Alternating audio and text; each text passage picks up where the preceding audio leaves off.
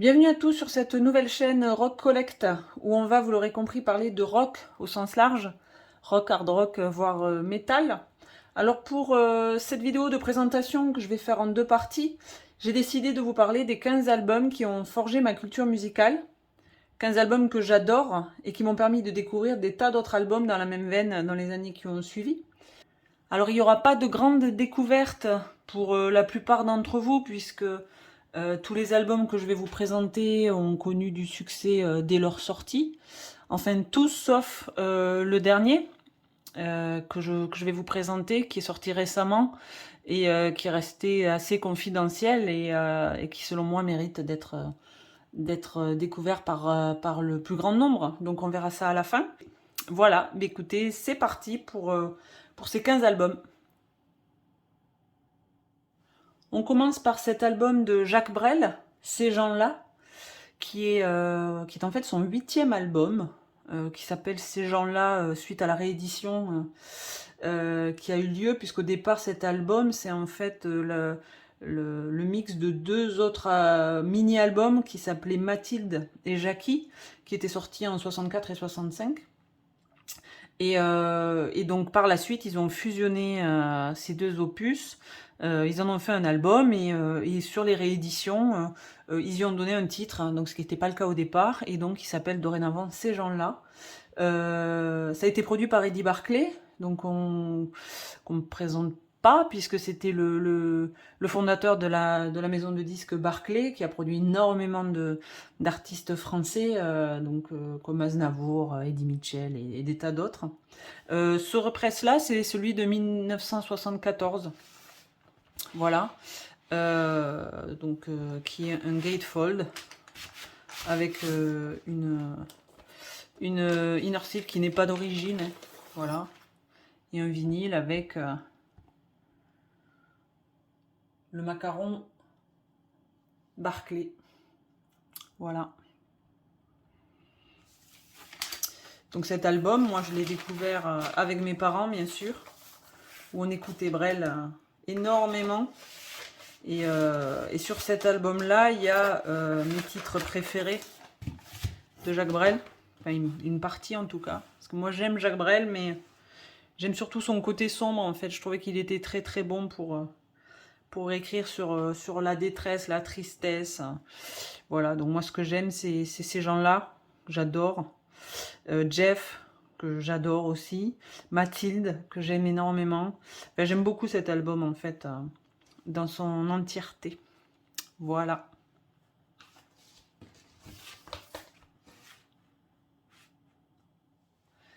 Ce qu'on écoutait beaucoup aussi à la maison, c'était Led Zeppelin, puisque c'est un des groupes préférés de mon père. Et moi, j'ai tout de suite accroché sur ce Led Zeppelin 4. Enfin, 4, c'est le nom qu'on lui a donné, puisqu'à la base, il n'a pas de titre.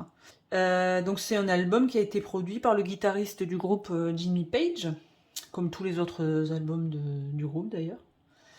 Et le pressage que je vous présente ici, c'est un pressage original français. Voilà, un gatefold avec une pochette cartonnée. Voilà. Avec les titres, tous mythiques, hein, le fameux Stairway to Heaven. Mais tout est bon quoi sur cet album, il n'y a rien à jeter. Et donc ça a été publié sur Atlantic. Voilà. Donc Stairway to Heaven, 4e album du groupe. Et pour moi mon préféré, mais tout est bon chez Led Zepp. Voilà. Et du côté de ma maman, c'était plutôt Pat Benatar qu'on écoutait. Donc avec ce premier album, In the Heat of the Night, qui est sorti en 79, que ma maman a eu un peu plus tard, début des années 80, et qu'on a énormément écouté à la maison. Donc moi j'adore cet album-là. C'est le premier. Il s'est classé 20e dans le top français. Donc voilà, avec les titres Heartbreaker, I Need a Lover. D'ailleurs, I Need a Lover, C'est une reprise de John Mellencamp, voilà, qui à l'époque encore était pas connu. Et donc qui avait déjà enregistré ce titre en son nom propre, et Pat Benatar l'avait repris. Voilà. Donc l'inner sleeve qui n'est pas d'origine. Et ça avait été publié en France sur Chrysalis. Voilà. Très bon album qui, moi, va m'ouvrir beaucoup sur le hard rock ensuite des années 80. Voilà. Un autre album qui a marqué mon enfance, c'est cet album de Jean-Jacques Goldman, Entre gris clair et gris foncé, qui est sorti en 1987. Donc moi, j'ai découvert Goldman avec cet album-là. Et ça, j'ai adoré. J'ai adoré ses textes, j'ai adoré ses musiques. Et donc ça, c'était son 5e album solo. Et à partir de là, moi, je vais dévorer ceux d'avant et suivre ceux d'après que je vais aussi beaucoup aimer. En particulier l'album rouge qu'il a fait avec Fredericks et Jones. Voilà. Donc sur cet album qui est un gatefold, ça c'est une édition, un premier pressage français. Voilà. Donc il y a tous les, enfin il y a que des tubes, enfin il y en a beaucoup, et tout ce qui n'est pas passé en radio, ben, c'est tout aussi bon que ce qui est passé en radio. Donc voilà, c'est un album qui pour moi est mythique. Et j'ai beau écouter du rock, du hard rock et du métal, Goldman a toujours sa place dans mon cœur et je l'écoute encore avec grand plaisir. Donc voilà, cette édition qui était donc sortie chez Epic. Voilà, Goldman, entre gris clair et gris foncé. Donc l'enfance c'est terminé, là c'est place plutôt à l'adolescence ou à la préadolescence. Donc en 93, je découvre Nirvana avec l'album In Utero et surtout avec le titre Rape Me.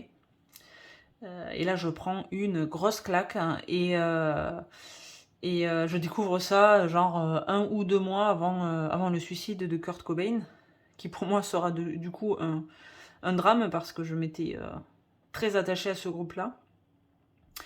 Et donc à travers eux, je découvre le grunge, donc les groupes classiques de cette scène-là, c'est-à-dire Pearl Jam, Soundgarden, Alice in Chains, voilà.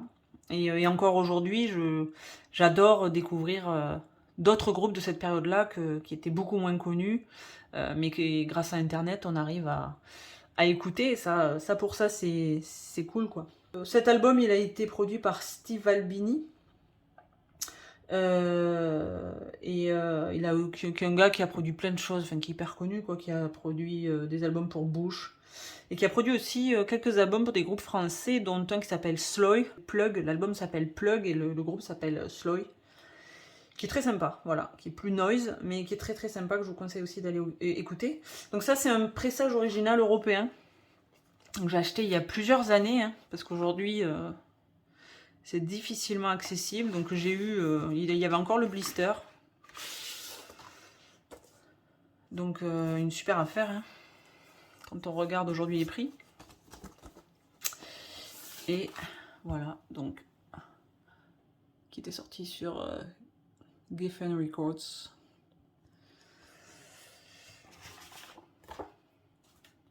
In Utero de Nirvana. En 94, je découvre cet unique album de Jeff Buckley, Grace, qui a été très promotionné à l'époque dans la presse rock française, donc je l'ai acheté à l'aveugle, en CD, et j'ai tout de suite adoré.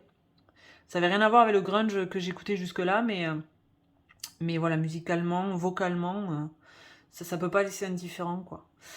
Donc ça, c'est un album qui a été produit par Andy Wallace, qui est aussi un producteur américain qui est réputé quand même. Hein.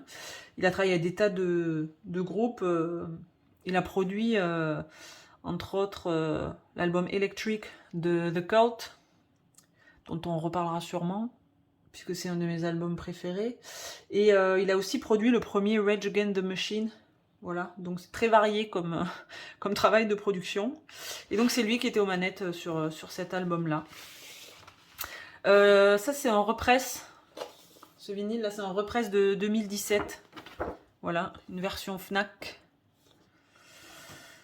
Avec une version Fnac colorée. Voilà. Sorti chez Columbia, Sony Music. Donc voilà le Jeff Buckley Grace. Et nous voilà en 1995 où la guerre entre guillemets fait rage entre les pro-Oasis et les pro-Blur. Donc moi au départ, pas trop de préférence, peut-être un peu pour Blur qui faisait des clips bien sympas.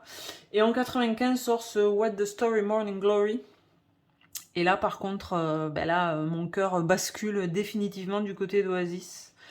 Puisque voilà les titres Hello, Roll With It, pardon, Wonderwall, Don't Look Back in Anger, enfin il n'y a que des... Voilà, enfin tout est bon. Some Might Say, Cast No Shadow, She's Electric, voilà, Champagne Supernova. Des titres vraiment mythiques qui sont devenus mythiques. Voilà. Donc ça c'est leur second album. C'est leur plus gros succès d'ailleurs. Voilà, moi c'est avec ça que je me suis mis à écouter beaucoup de Britpop après derrière. Et ça a été produit par Owen Morris, qui a produit les albums, l'album d'avant, qui s'appelait Definitely Maybe, et l'album d'après. Il a aussi produit d'autres albums dans la sphère Britpop, puisqu'il y avait 1977 de H et A Northern Soul de The Verve. Voilà, The Verve qui au départ avait pris Oasis en première partie de ses concerts et qui par la suite s'est fait... voilà. Les élèves ont dépassé le maître. Donc ça, c'est une édition represse de 2014. Puisque moi, au départ, j'avais acheté le CD. Et que quand je me suis mis au vinyle il y a une dizaine d'années, ben, c'était déjà compliqué d'avoir des Oasis à des prix abordables. Donc voilà, Oasis, What the Story, Morning Glory. On s'arrête là pour cette première partie et on se retrouve très vite pour la suite. Ciao ciao!